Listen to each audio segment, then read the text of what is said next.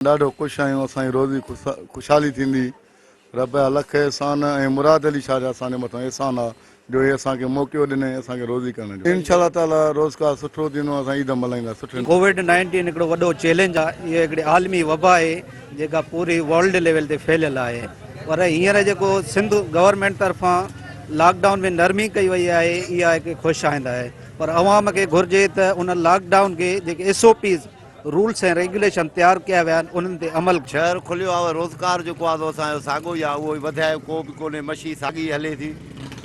शायद इन जे करे जो माना यको बेरोज़गारी रही आहे, माण्हुनि वटि पैसो आहे कोन।